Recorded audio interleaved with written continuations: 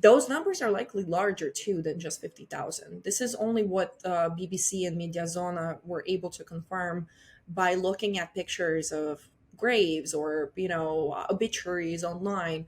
So the Russian losses are likely larger than this. Hello and welcome to Frontline for Times Radio with me, Kate Chabot. And this time we're catching up with the analyst Kateryna Stepanenko from the Institute for the Study of War.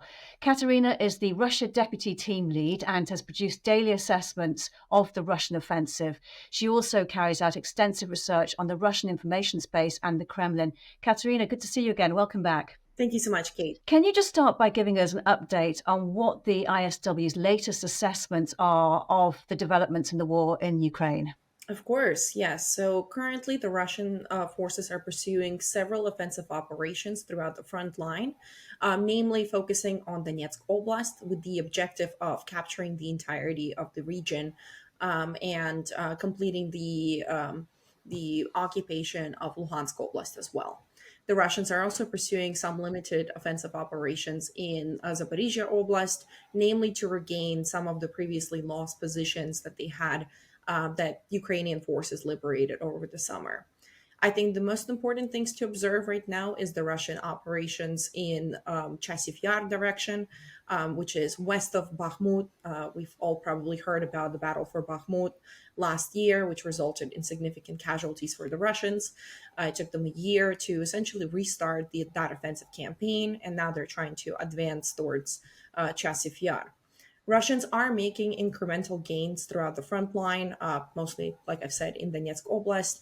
However, this is all because Ukrainian forces do not have sufficient material to defend. In the past, we have seen how Ukrainian forces were able to exhaust and culminate Russian forces, specifically after the battles of Severodonetsk and Lysychansk in summer 2022, or the battle for Bakhmut last year. Ukrainians don't have enough material to do and exert that same level of exhaustion onto Russian forces, which is why we see tactical gains on the front line. I have some data for you if you're interested. So since April 1 of this year, the Russians gained around 19 square kilometers, which is not a substantial amount of territory. However, tactical gains are still important in the context of lack of Ukrainian material. And then since January 1, Russian forces seized around 360 square kilometers across the entirety of the front line. Kateryna, you mentioned Chasiv Yar in Donetsk Oblast. Can you just explain to us why the Russian forces are after taking that town and what it would mean to their strategy? Of course. So the offensive effort to seize Chasiv Yar offers Russian forces the most immediate prospects for an operationally significant advances in the area, namely because it allows Russian forces to threaten Ukrainian stronghold of the strong fortress that Ukrainians have built in Donetsk Oblast, which is tied between several settlements called Slavyansk, Drushkivka, Konstantinivka, Kramatorsk. Those are the areas that Ukrainian forces were able to fortify throughout the 8 years of the Russian aggression against Ukraine. And an advance to Chasiv Yar, while the capture of the settlement itself is not nearly as important as the prospects of the Russians being able to advance forward. Whether the Russians decide to threaten these strongholds is one thing, but the Russians can also go after interdicting Ukrainian logistic lines, which would make the defense of Donetsk Oblast, the remainder of Donetsk Oblast, very challenging for Ukrainian forces that are focusing their defensive positions on those settlements that I mentioned earlier. Chasiv Yar is something that we really need to watch closely. This is the worst case scenario forecast. Obviously, this is not something that is happening currently. The Russians have not seized Chasiv Yar at this point.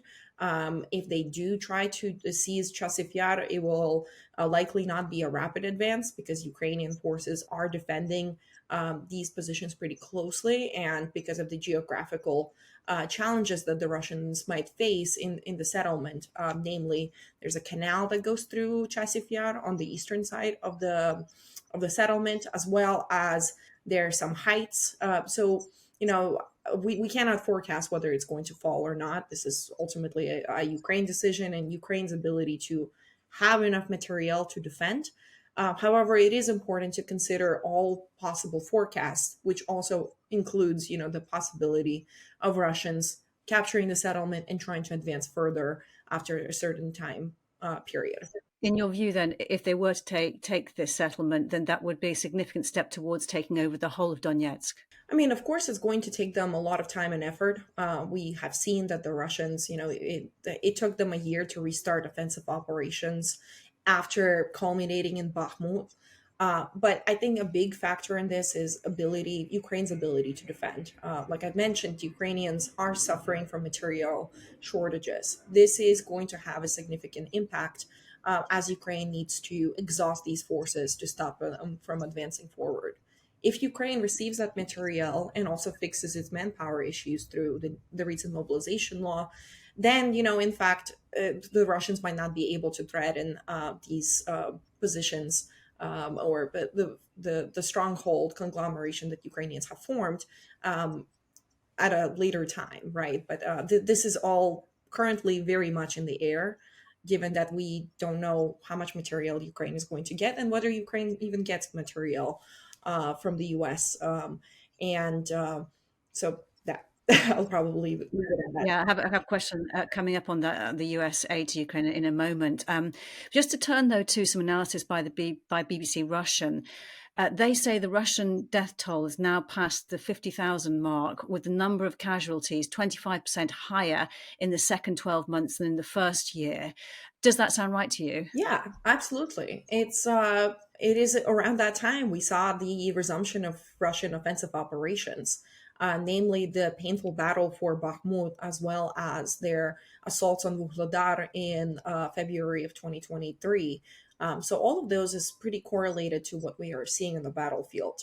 Russians also suffered significant losses when they tried to resume offensive operations on Avdiivka in fall of 2023 as well. Could you just put that number into context for us? I mean, how does the loss of 50,000 troops compare to World Wars One and Two, the Vietnam, Korean Wars, at this point in the conflict? So the Russian losses are significantly larger than what they have experienced in, say, Afghanistan, for example. I'm not sure how they compare in terms of the numbers for World War One or Two or Vietnam, but we know that the Russians are suffering a lot more losses than what they had recently as of Afghanistan war, or I believe also as their losses during Chechen wars. Um, those numbers are likely larger too than just 50,000. This is only what BBC and Mediazona were able to confirm by looking at pictures of graves or, obituaries online. So the Russian losses are likely larger than this. And we know this based on also US assessments and Western assessments of the Russian losses. I don't remember the number at the top of my head. However, there's a lot of ambiguity in terms of calculating losses when monitoring a war. And the 25% increase in death rate in the second year of the war is being attributed to a so-called Meatgrinder strategy. Can you just explain what that is exactly? Yeah, so a Meatgrinder strategy is when Russian units essentially they dismount their light infantry, so their combat vehicles, bring them up to the front lines or any type of transportation, and these infantry units they conduct rapid assaults without mechanized equipment. They don't have combat vehicles, so they are essentially going by and running through fields to attack Ukrainian positions. The strategy behind this is that it's not just a one-time assault, right? So they don't just run one time and then that's it.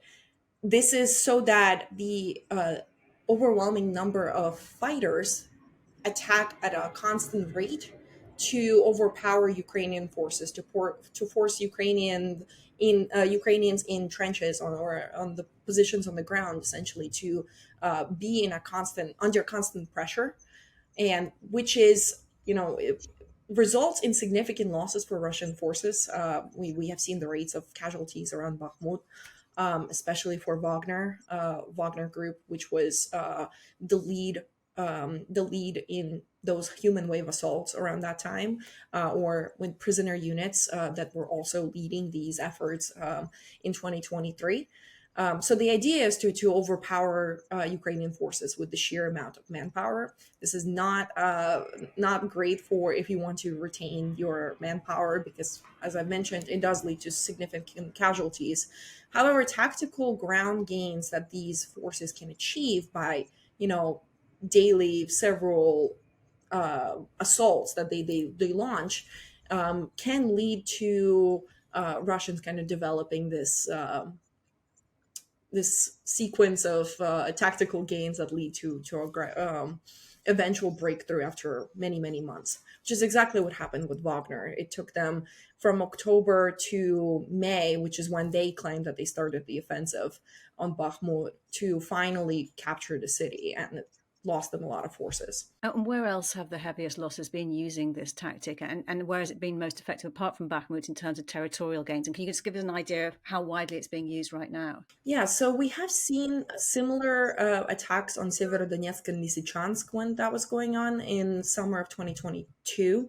The Russians did effectively win those settlements, those cities, and then after that they were unable to advance further, which is why we're seeing that side of the front line pretty dormant, with occasional offensive operations, part of occasional assaults occurring here and there.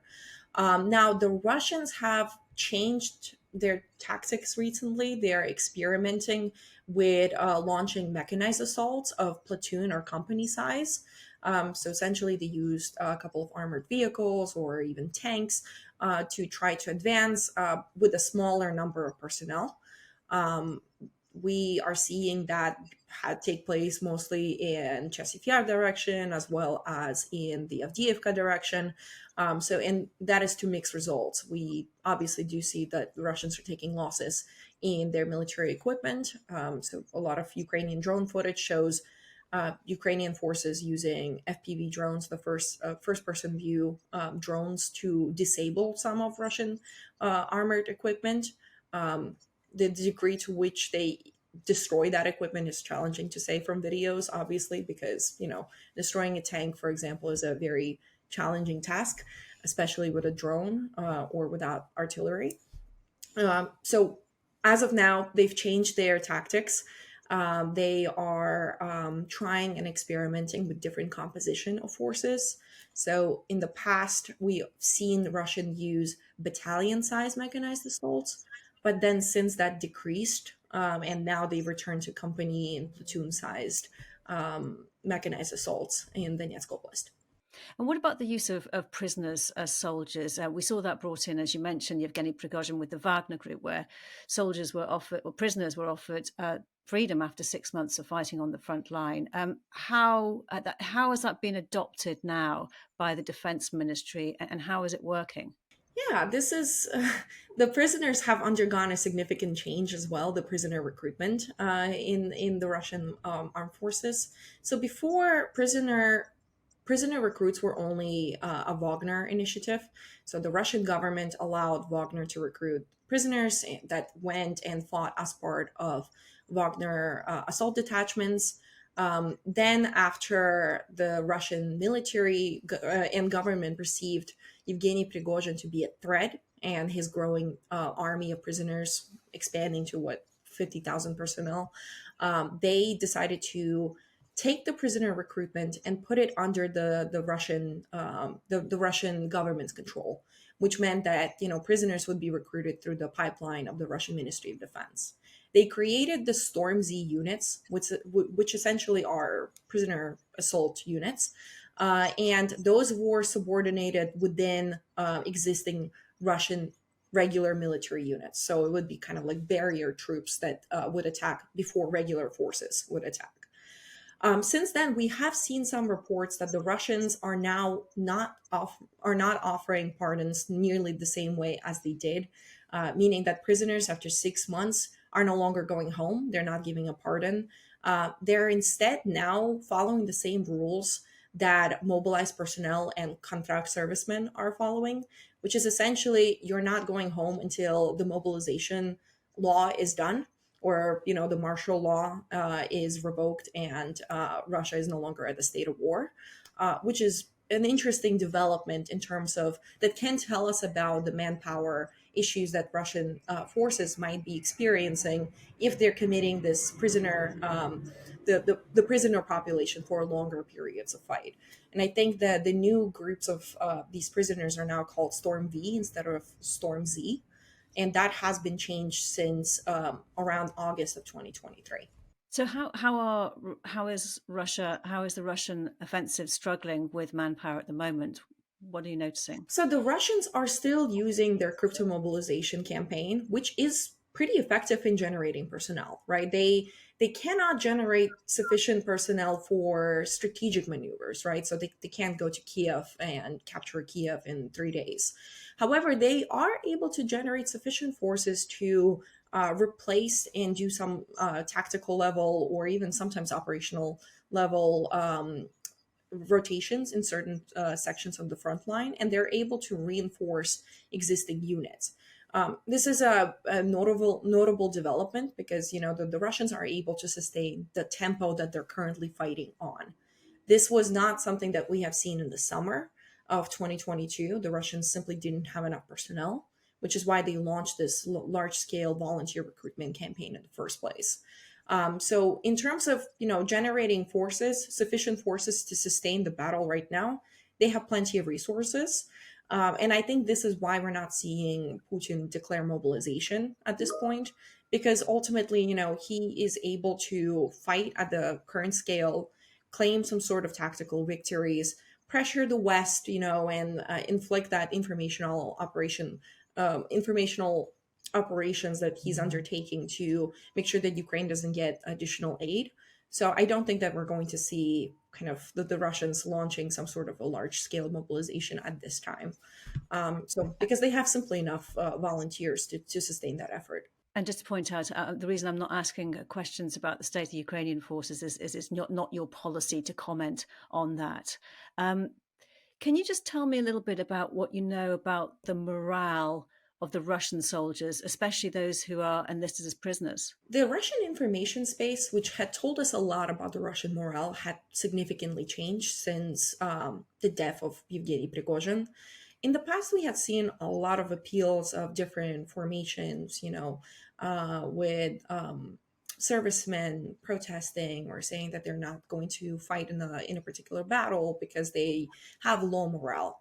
Right now, our visibility on that sector is a lot more limited. That is because the Russians have launched a pretty good campaign to co-opt a lot of the Russian military correspondents that are on the front lines, and that would amplify these complaints. So the morale question is very challenging to assess. Obviously, the morale has always been low, especially for individuals who have been mobilized over a year ago at this point and are not entitled to a lot of state benefits, or they have some issues between across different irregular forces, regular forces. Everyone's getting different salaries and different state benefits. That obviously affects that morale element. But what is important to point out is that morale, while it is important in any combat operation, it is not the sole determining factor. We shouldn't really overanalyze the importance of morale for Russian forces, because simply, we are seeing that they're continuing to fight, right? They're not stepping down. They're not withdrawing from their positions. They're continuing to go ahead. They're continuing to fight. So whatever morale issues they might have, whatever coercion is inflicted on them by Russian military commanders, the Russians have this concept of "ni shagu nazad," which means no step backwards. We have seen them use barrier troops, and we have seen the Russian military command do pretty severe punishments on individuals that didn't want to continue fighting. All of that, is still telling us that whatever the morale is, these forces are still there. They're still fighting. And the fact that Russia is still able to generate some volunteers, whether it's from prisoner recruitment systems or recruiting from civilian personnel or recruiting for private military companies or numerous irregular forces that they have, still kind of tells us that the morale is not as big of an issue for Russian forces at this current time. A former commander of the UK's Joint Forces Command has warned that there is a serious risk of Ukraine losing the war this year because Ukraine may come to feel it can't win. There is now, though, the best hope in months that the stalled $61 billion aid package for Ukraine will be voted on in the US. The leader of the House of Representatives is staking his career on it. Do you sense a new determination to support Ukraine? I mean, Ukraine is definitely in the worst of positions that it has been since the start of the war, the start of the full scale aggression. Ukraine is currently unable to determine what future offensive operations they might launch to liberate territories, but most importantly, they cannot compete with Russian forces at this point for the initiative. The lack of the initiative on the Ukrainian side, there's an argument that Ukraine can just be on the defensive and, for 2024, and then in 2025, they can resume offensive operations when they get enough aid. This is a flawed assessment simply because defensive operations are not resource free. Ukrainians are losing a lot of their resources by trying to repel numerous of different flares of Russian assaults throughout the front line, and this is critical because those resources Ukrainians could use to dictate where they would want to attack and dictate Russia's ability to counter those. They would exhaust Russian forces by launching their own offensive operations and so on. So currently, we're in the position, where um, any U.S. support, if it gets passed this weekend, I believe, that would really significantly improve Ukrainian ability to defend themselves. How long it takes to get that aid into Ukraine is another question, but for at the very least, it's going to help with the morale, the immediate morale, and also would help Ukrainian forces to repel the threats that they're seeing on a tactical level, especially with more artillery and more air defense systems that would defend their energy infrastructure that the Russians have been targeting lately. So the prospects, hopefully we will see some sort of a resolution to these material shortages that Ukraine has been enduring. I don't think that all is lost. I think that we could get there if there's no aid, no U.S. aid to bridge that gap between the European efforts to help Ukrainian forces out by procuring more ammunition abroad or producing more ammunition. That aspect takes time to develop, to bring up the defense industrial bases in Europe to up to the standard of wartime needs. It's going to take time. So ultimately, I don't think that all is lost. I think that it's a positive sign, and hopefully the bill passes and Ukraine is able to get the necessary material as soon as possible. And hopefully that the later debates about future support of Ukraine do not take nearly as much time, because we are seeing the correlation of what the Russians are doing. They're exploiting Ukrainian shortages to launch their own offensive operations, to push their own information operations, to portray Ukraine as a losing state. And all of those are playing factors in our own decision making and our own self restraint helping Ukraine to win this fight, which I do think that they're capable of pursuing and possibly winning. And of course, the optics are important, and it's something that President Putin is very aware of. And one of your areas of expertise is the Russian information space. Can you just tell me what you're picking up from how President Putin might be capitalizing on the current crisis after Iran's direct attack on Israel? For example, picking up the phone to Ibrahim Raisi and urging Israel to show restraint. Is this a pattern he's building into a new narrative that he's going to try and use to his own advantage? So the Kremlin has been using the Israel-Hamas war to advance several information operations, namely to influence the internal Western debate about who to support. Essentially, there's a lot of conversations that the Russians are planting in regards to we shouldn't support Ukraine because the US or the West is going to face other conflicts worldwide, which includes Israel. It also includes potentially Taiwan. So this has been an overlining objective to use the situation in the world to kind of say that Ukraine is not important. Ukraine is just a regional conflict that the West should really not focus on and doesn't deserve any attention because it's losing anyway. So that is the informational line that they're pushing. The recent escalation with the Iranian strikes on Israel has been portrayed by the Kremlin as essentially Israel's fault. The Russian wires and Russian officials are promoting the narrative that Iranians have been putting out, which is that this was a justifiable limited strike, which is something that we've seen Putin reiterate in his readout with the call with Raisi recently. And the objective here is, of course, to kind of call Western attention away from Ukraine, and that's something that we have been seeing take place for a while. So, in your research work at the moment, what is actually where are you focusing right now?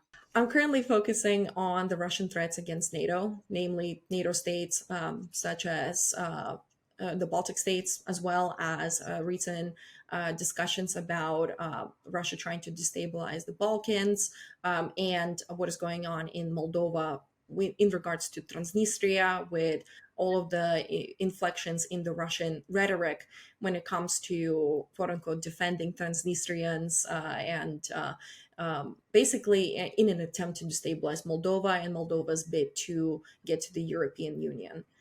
It is important to realize that this is not just about Ukraine, and Russia's ability to win in Ukraine is going to threaten the larger NATO border.